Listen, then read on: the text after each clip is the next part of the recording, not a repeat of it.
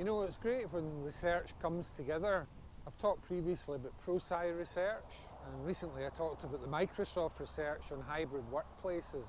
But just last week another piece of research came out from the Harvard Business Review, and it's about our managers in sync with your change strategy, and it's regarding moving to the post-pandemic world. If you put some of that together, from ProSci we know half of all leaders of change have some to no understanding of their role.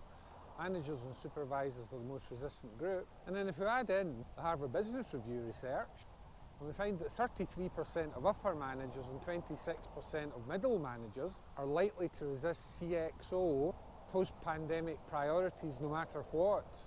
And if that is the case, then we've got to think seriously about how to implement Microsoft's 5 post-pandemic hybrid work recommendations, because we're going to depend on managers and supervisors to make that real in organisations.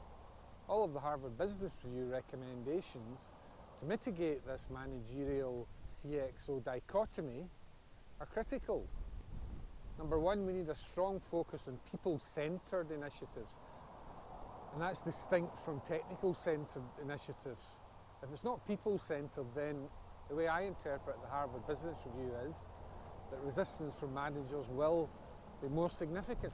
We've got to understand managers' mindsets, and to me that's culture, and crucially co-create initiatives. They also recommend that we consider how programs of change impact employees, and to me that's about going through the ADKAR process, both for leaders, managers and end users. And it's also about end user discovery. What is it that end users want? So finally, they suggest do not rely on managers to articulate CXO priorities to their staff directly and faithfully. And that makes me think about the ProSci's 5 tenets of change management. Number one, we change individual by individual, and the sum of those individual changes aggregate to organisational change. And again, as I said before, start with the why, articulate that to managers and supervisors and end users.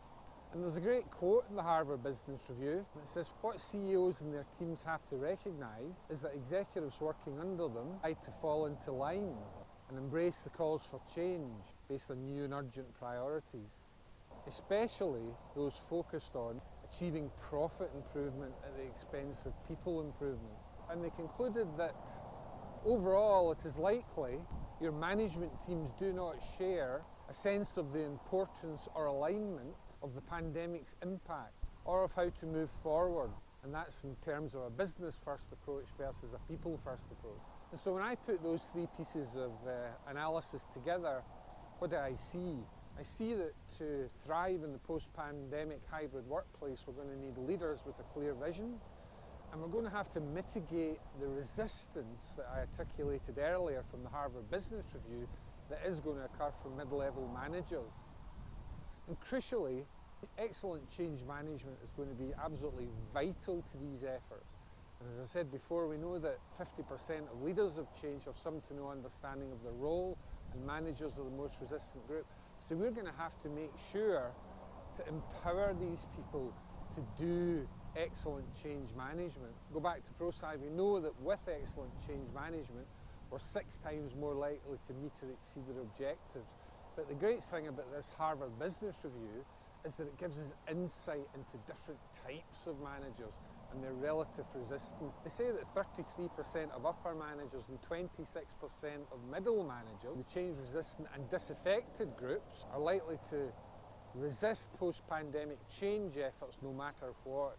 But the good news is that they say people-centred managers are likely to go along with CXO efforts for transition to the hybrid workplace after the pandemic, so long as those efforts are focused on a people-first approach rather than a profits-first approach. Another piece of good news is they say the business operators category of mid-level managers are most aligned with CXOs and are likely to go along with changes no matter what.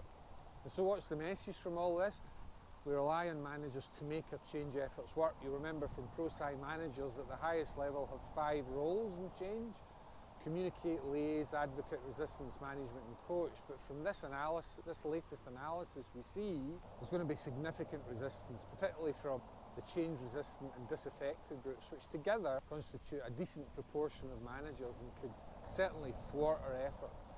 Change management excellence is going to be critical. Let's make sure those managers are helped through their change, helped through their own ADCAR process, so they can help their people through and they can faithfully support CXOs in the post-change effort. With the caveat that, according to this research, changes should be people-focused first and business-focused second.